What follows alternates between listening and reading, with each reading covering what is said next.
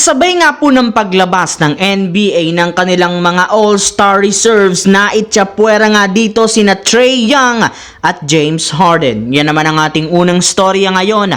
Nasasabayan ko na rin yan ang balitang nagsalita na nga po si Coach Steve Kerr patungkol sa mga nagsilabasang trade sa Golden State Warriors at ang inilabas na good news ni Rob Pelinka kay Austin Reeves. Kaya mga idol, tara!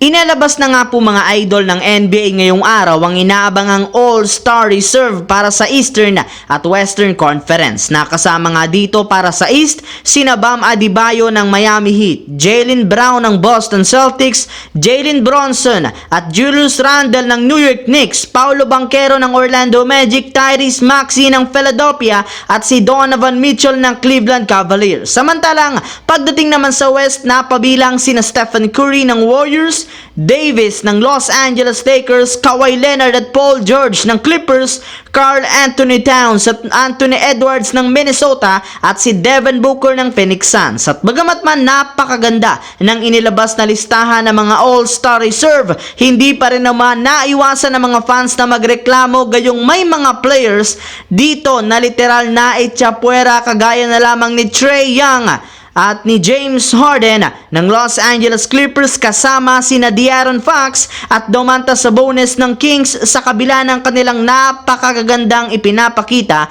ngayong season. Hindi pa rin sila nakapasok. Habang dito naman tayo sa ating pangalawang storya sa balitang nagsalita na si Coach Steve Kerr patungkol sa mga nagsilabasang trade sa Golden State Warriors. Kung parati nga kayong updated sa NBA, siguradong alam nga po ninyo na isa ang Warriors sa may pinakamaraming trade rumors ngayong season dahil na rin sa performance nila sa nakalipas na laro at ang bagsak na standing sa West. Sa katunayan, may ilang mga naibalitang player ang Warriors na posible nilang i-trade katulad ni na Chris Paul, Draymond Green at Andrew Wiggins. Pero ayon nga po mga idol sa naging pahayag ng head coach ng Warriors na si Steve Kerr, wala rin naman silang nakikita pang mas magaling na player sa trade market kumpara kina Gary Payton II at Chris Paul, kaya mukhang ligtas nga ang dalawang ito sa trade maliban na lamang kay Andrew Wiggins na siyang nag-iisang manlalaro lamang nila na may pinakamalaking trade value na maaari nilang gamitin. Dito naman tayo mga idol sa ating huling storya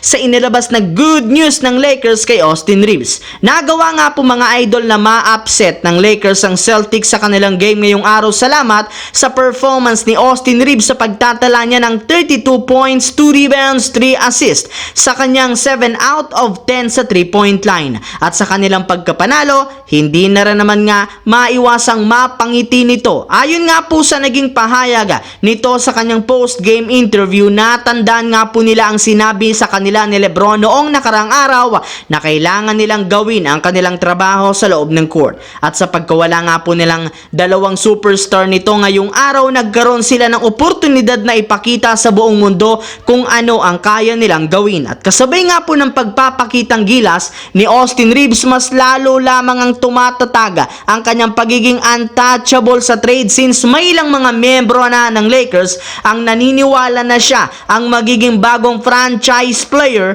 ng kanilang team sa mga susunod na taon.